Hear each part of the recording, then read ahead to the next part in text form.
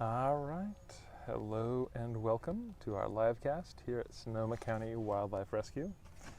We're a couple minutes early getting everything set up for our live stream as we return this litter of mighty opossums back to where they came from in the wild, here in the middle of Sonoma County.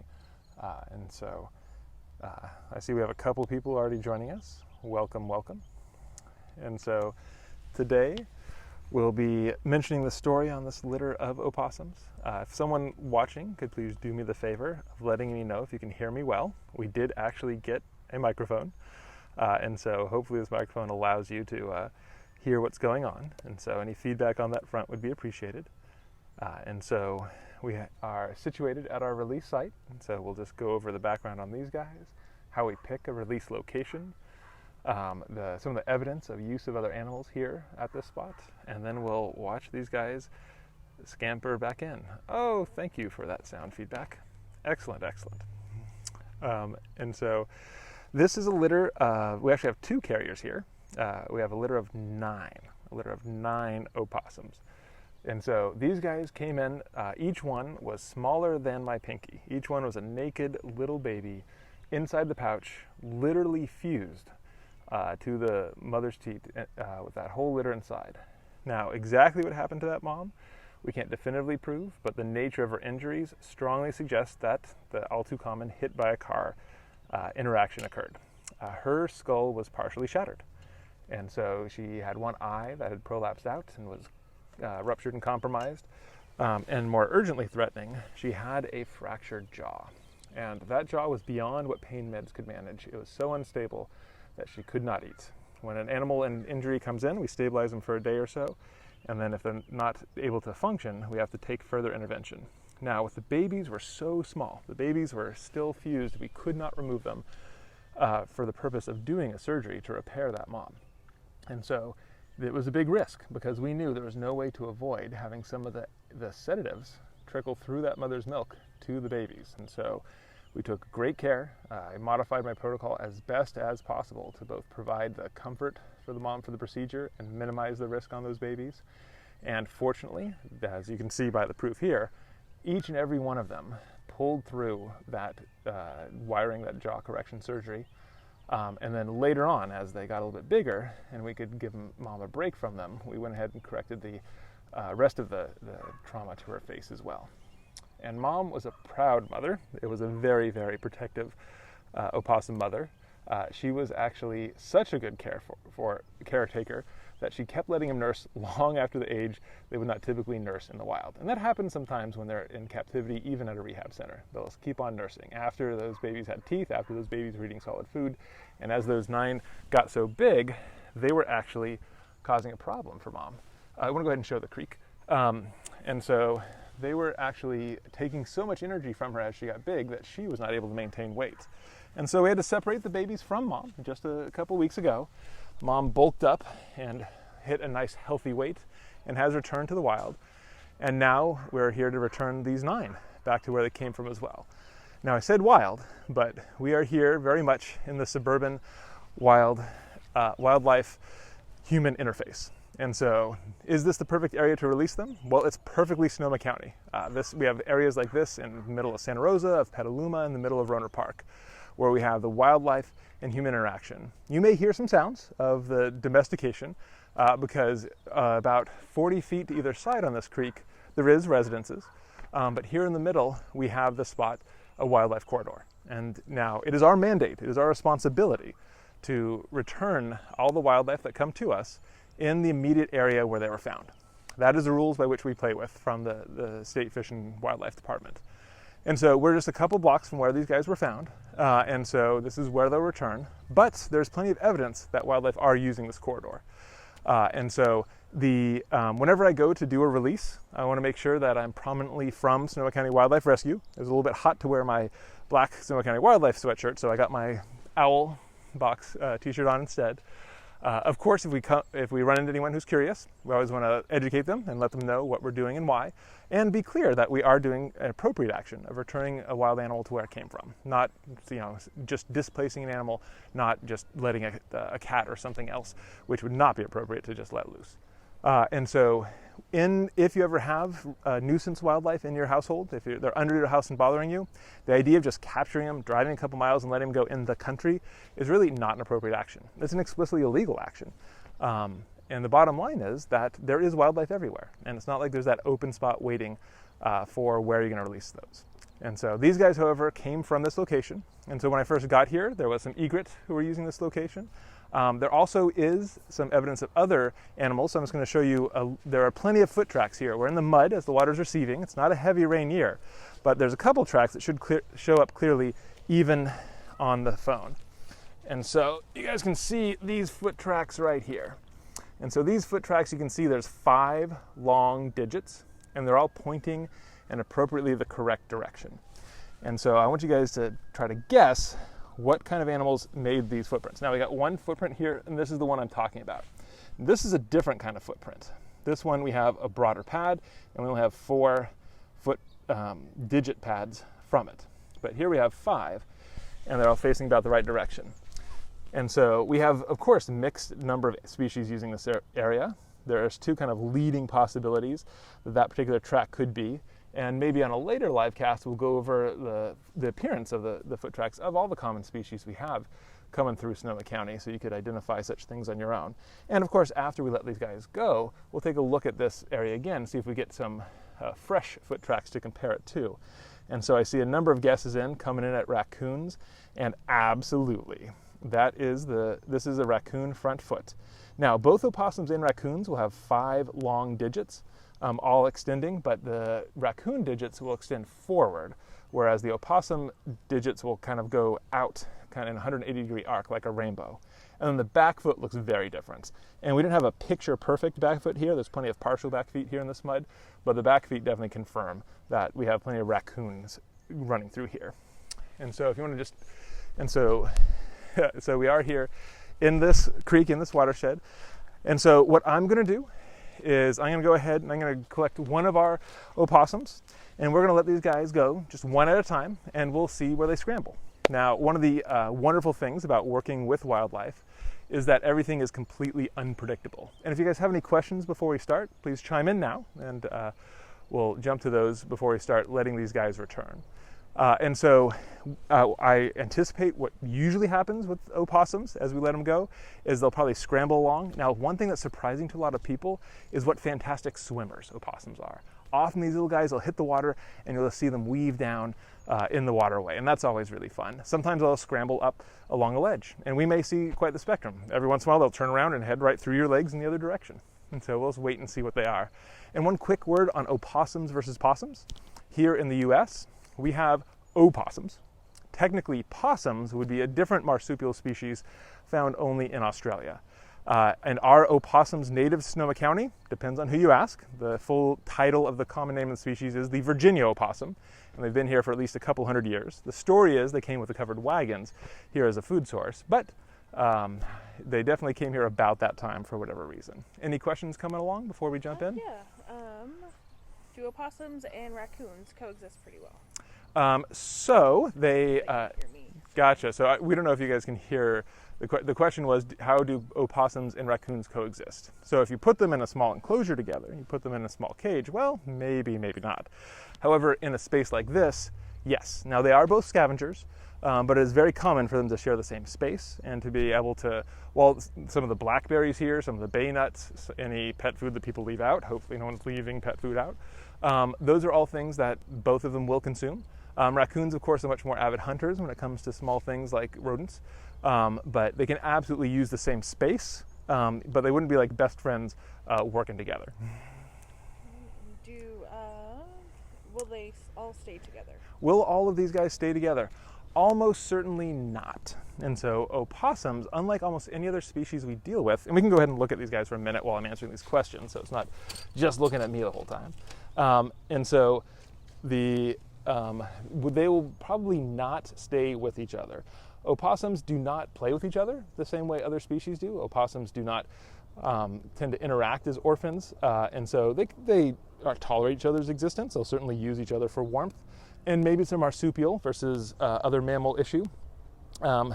Maybe it's a issue that of the just individual species, but for whatever reason, they do not interact as tightly. They'll probably spread their separate ways. I see there's another question here about, is it good to release them since they're not technically native to California? Holy cow, is that a can of worms? And so every rehab center has to decide where they draw the line. Is it okay if a species has been here for 50 years, or 100 years, or 200 years, or 500 years? Is it still considered native if it only came, with the Europeans 500 years ago? Is that something you should care for or not? That is a big open question. And so for our center, we do consider opossums part of our current natural ecosystem, and so we do rehabilitate and release them. The state is kind of ambivalent on opossums. Now, certainly with gray foxes or like our river otters or things that don't have that kind of confusion, it's much more straightforward. But we decide to include opossums in the couple 100-year landmark within the scope of what we will care for.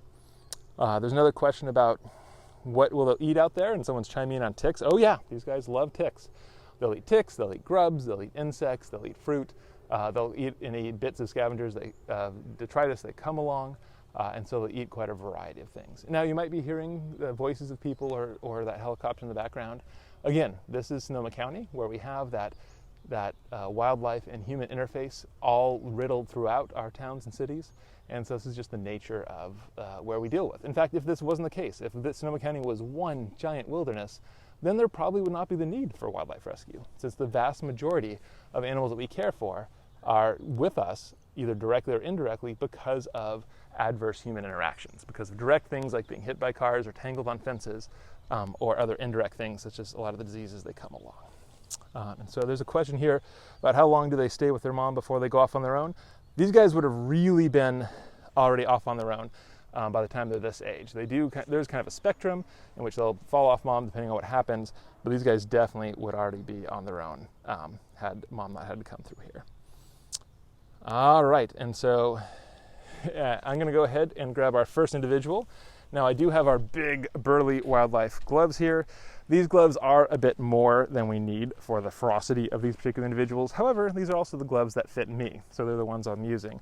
I'm going to lift one of these guys up. I'm going to try to show you their feet so you can see the 5 digits, those 5 front digits that spread out. The back foot is actually split. They actually have a separate pad between the thumb on the back foot and the other digit. So I'll see if I can show that off before we set this one down and watch where it decides to go. And so they do still have their individual ID ear tags. Hello, friend. Here we go. And so I'll try to lift them up gently, but we may have to scruff. And so let's take a look at those feet as best we can. Hi, friend. Oh, you are rearing to go. You can see those 5 digits all spread out on the front. And you can see that back foot kind of split, but you know what? There's no need to put you through that. I'm just going to go ahead and set you down, and we'll watch what you choose to do. And so we are working on wildlife time. Sometimes they'll just scamper right away. Oh, there's that swimming. They do love to swim. Sometimes they'll wait a little while before going off. And already finding a nice nook in the brush. And so often it's not uncommon for these guys to first find a little bit of safety, just a little bit from us. And then after a little while, they'll start moving on. We'll watch this guy for a few seconds to see what he decides to do. And then we'll shift our focus back to some of his 8 other siblings and decide where to move from there. And so I'm trying to see if we got any beautiful footprints from that little bit, and it didn't seem like it. All right, so we had one that swam just straight across the short bank and into the brush. Now they could have chosen to go along either direction, could have chosen to come back on the side we're on. And so who knows what the next one will do? We'll just have to wait and see. Once they get in the brush, unless that pink part of the tail is showing, it will be hard to see them. So we'll find out. All right, next individual. There we go. Yeah. All right. And set you off in about the same spot. And see where you go. Okay, also hitting the water. Walking while it can. Then swimming. And so this one is going on a little bit further. And so it's only about 5-6, settling in about only 5-6 feet further from where its sibling is and remains. And so this one's still exploring that area, trying to figure out the spot. Every species does react a little bit differently. Raccoon orphans, when they're ready to go, they tend to just climb straight up in a tree and sit and wait for you to go away. Birds, of course, tend to fly off pretty quick. Foxes tend to hide in the box until all of a sudden something stimulates them, and then they're gone like a shot. Bobcats do not wait for anything. As soon as you touch that door, they are gone. All right, so I'm going to lift up the third one, and we'll set him down, see how he goes, and then we'll open up the door and see if the last two choose to go out on their own or not. And so that second one is already in the brush further away from where we can see. All right. Hello, little one. Here we go. All right, it's going to set you down right here. And, taking a similar path. Swimming right away. Man, they are excellent swimmers. And still trying to figure things out. And so, yes, they will eat insects, grubs, earthworms, things like that at this age. Yes, this is an area that has blackberry and other some fruit sources for them as well. And so these guys will eat. They are true omnivores. They are true scavengers, so they'll consume whatever they happen to come across. All right, so I'm just going to take, just watching our other fellow there. There he is, slowly slipping away, vanishing into the undergrowth. Okay, now I'm going to take our carrier, and I'm just going to open the front door and see if these last two elect to go out upon their own. And then we do have the other carrier of not one, not two, but 4 other siblings. Remember, this was a litter of 9. And so I'm going to go ahead and open that door, and they have the choice of freedom. They could go out at any time, so we'll give them a couple minutes and see what they choose to do. In the meantime, have any other questions pop up across the screen? We just have some avid watchers. Excellent. So thank you guys for joining us. Are opossums territorial? Are they territorial? Well, first of all, a lot of things people aren't aware of opossums is how short their lifespan is. So both in the wild and in captivity, their maximum lifespan is about 3 to 4 years of age. These guys are just going through life quickly. And so if they do establish a territory, and the males to an extent can be territorial, that is absolutely true, if there's a big burly male around. But they're not anywhere near as territorial as a lot of other species are. And so it's not like mountain lions or coyotes where they'll really fight over that territory. They tend to tolerate each other unless it's direct competition for a food in front of them that moment, or reproductive rights. But for the most part, they're not, while they don't want someone right next to them, they're not going to be as fiercely territorial as most other species. And so, all right, so we still see the tail of the first one that we released, still sitting where he started. All the rest of the other 3 have gone out. And unsurprisingly, our 2 other little ones in this carrier are just sitting in the back, hanging out, waiting for the world to go by. And so I'm going to go ahead and help them out, because otherwise they probably would stay here in the carrier all night. And so, hello, little one. I'm just going to give you a little prompt. All right, there it goes. And so some choose to swim, some choose to walk. So trying to look for a decent spot. There's plenty of options in that undergrowth. So there you go. You might have heard that dog in the distance, and of course, being worried about interactions between cats and dogs would be one of our biggest concerns. But this is where these guys came from. So this is where we need to return them. And so some of the trash that we found in this creek, and which we'll be picking up on our way out, includes a Mylar balloon. Now, it's good to celebrate things. It's good to celebrate the accomplishments and events in your life, but do so responsibly, which means if you're going to use balloons, make sure you grab all those balloon bits after the fact. You don't let them float away. Don't just pop them and leave things there, because some animals are attracted to that shininess. Other animals are going to consume it for other reasons, and that is a catastrophic outcome.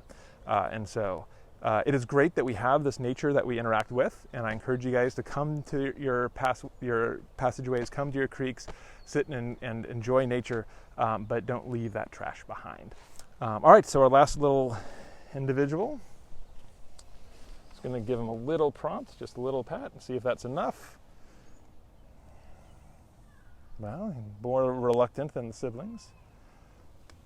There we go. And so all of these guys have been too light. All of these guys have not been heavy enough to leave some excellent tracks in the mud for us, which is fine. That certainly as it should be for their size, but we just don't have beautiful foot tracks to show you. That kind of emphasizes how heavy that raccoon must be that left them. So I'm going to go ahead and grab the other carrier we have of ones. I'm just going to take a few steps further, just a little bit further down the bank of the creek, and we'll set these guys down just 10 feet or so away from where the first half of the litter has been. And so, Somebody asking why they play dead. why do they play dead? Well, these are not fierce competitors. These are not fierce beasts. One of their main strategies to try to seem, so every animal, when it has a threat, will respond differently. The vast majority of animals that we care for, when they seem threatened, they will puff up, they'll make their hair or their feathers get as big as possible to try to seem as imposing as possible. That is to try to impress the possible threat with how big and burly they are, so they'd be too much trouble to mess with. But there are other strategies. Some are to not be found in the first place, or with opossums, it's to be so non-threatening that it is not something worth fighting with. Now, sometimes those interactions are going to be like raccoon-opossum, where raccoons don't routinely prey on opossums, and so it's just more about, I'm not competition, so don't worry about me. But when they play dead, not only will they not move, they will also emit this foul odor, this death-like smell, which would also imply, not only am I not alive to bother you, but I'm also not healthy to consume, should it be that kind of predator. So it's just their strategy to try to avoid being predated. Any other questions coming along? Maybe go over how we evaluate for release.